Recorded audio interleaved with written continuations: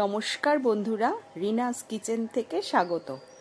আজ আমি তোমাদের মিষ্টি কুমড়োর ঘন্ট রুই মাছের মাথা দিয়ে করে দেখাবো।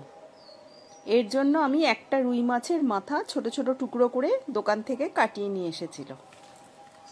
ঘরে কাটতে অসুবিধা হয় তো সেই জন্য দোকান থেকে কাটিয়ে নিয়ে এসেছে ছোট ছোট করে। নুন হলুদ মাখিয়ে নিলাম পরিমাণ মতো। আর আমি একটা মশলা করে নিচ্ছি, 2 শুকনো লঙ্কা, 2 চামচ ধনে, গোটা ধনে আর 2 চামচ গোটা জিরে। এই মশলাটা আমি একটু ভেজে নেব কড়াইতে।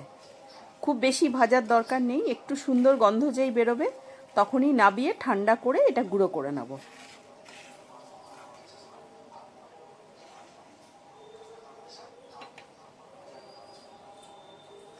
এবার কড়াইতে আমি পরিমাণ মতো সর্ষের তেল দিয়ে দিলাম। মাছের মাথাগুলো ভেজে নেব।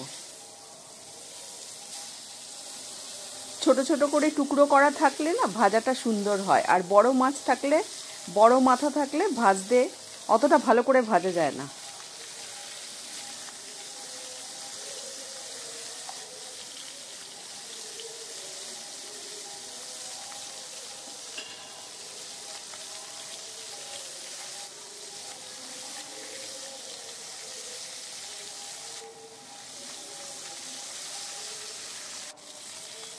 আর আমি প্রায় 500 মতো কুমড়ো ডুমো ডুমো করে কেটে নিয়েছিলাম। শুধু কুমড়ো দিয়েই করেছি, আমি আলু টালু দিইনি। তোমরা ইচ্ছে করলে আলু দিয়েও করতে পারো, আলু মিশিয়ে দিতে পারো।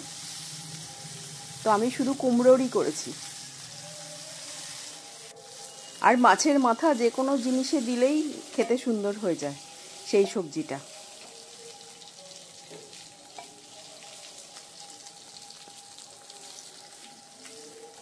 ভাজা হয়ে গেল, এবার তুলে নিলাম।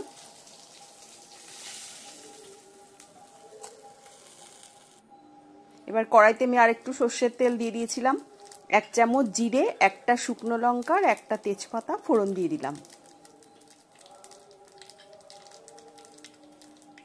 এবার আমি আদা আর কাঁচা লঙ্কা হামানদিস্তা দিয়ে একটু ছেঁচে নিয়েছিলাম, সেটাও দিয়ে দিলাম। আমি প্রায় 7-8টা লঙ্কা ছেঁচে দিয়েছিলাম, ছোট ছোট কাঁচা লঙ্কা ছিল। আর এবার কুমড়োটা দিয়ে দিলাম।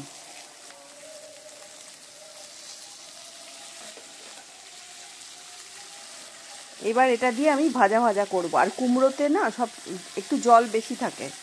ঢাকা দিয়ে দিয়ে যদি তোমরা ভাজো তাহলে না কুমড়ো থেকে অনেক জল বেরিয়ে যায়। আর যদি না বেরোয় সামান্য একটু জল দিয়ে দিয়ে ঢাকা দিয়ে দিয়ে ভাজবে, তাহলে কি হবে, কুমড়োটা সেদ্ধ হয়ে যাবে।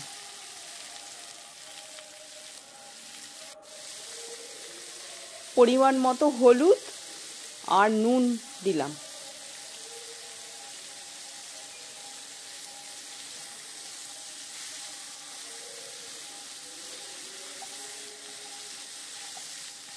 আমি ঢাকা দিয়ে দিয়ে এটা কষিয়েছি, তোমাদের অতটা দেখাইনি আমি।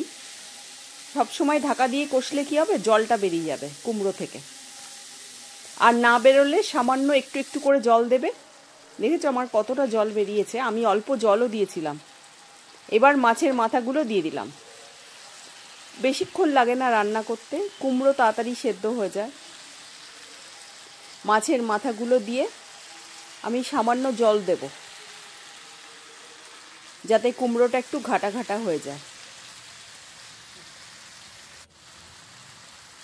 আর আমি 1 চামচ চিনিও দিলাম।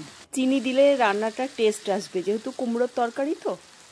কুমড়োর জিনিস তো একটু মিষ্টি দিতে হয়, এমনিতেও কুমড়ো একটু মিষ্টি হয়। যারা পছন্দ করো না তারা চিনি দিও না, তবে চিনি দিলেই খেতে ভালো লাগবে।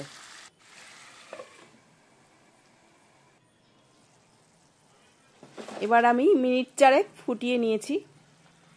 আমার রান্নাটা কিন্তু কমপ্লিট হয়ে গেছে। তোমাদের যদি ভালো লাগে রেসিপিটা, আমার চ্যানেলটাকে সাবস্ক্রাইব করো, লাইক ও কমেন্টস করো। এবার আমি যেই মশলাটা করে রেখেছিলাম, ধনে জিরে ভেজে আর শুকনো লঙ্কা ভেজে গুঁড়ো করে রেখেছিলাম, সেটা দিয়ে দেবো। তোমরা ইচ্ছা করলে গরম মশলাও দিতে পারো, আমি দিইনি। এবার ভালো করে মশলাটা মিশিয়ে নিচ্ছি।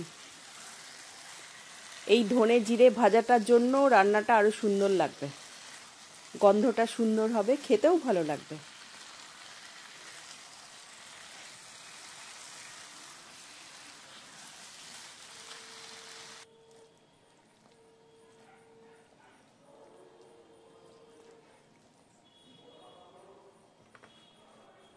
এবার হয়ে গেছে আমার রান্না, আমি এবার তুলে নিচ্ছি সার্ভিং ডিশে।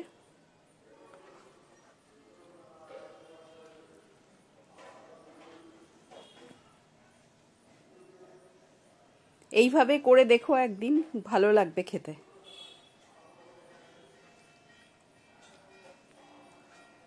এর সাথে অনেক সবজি মিশিয়েও অনেকে করতে পারে, আমি এটা শুধু মিষ্টি কুমড়ো দিয়ে করেছি।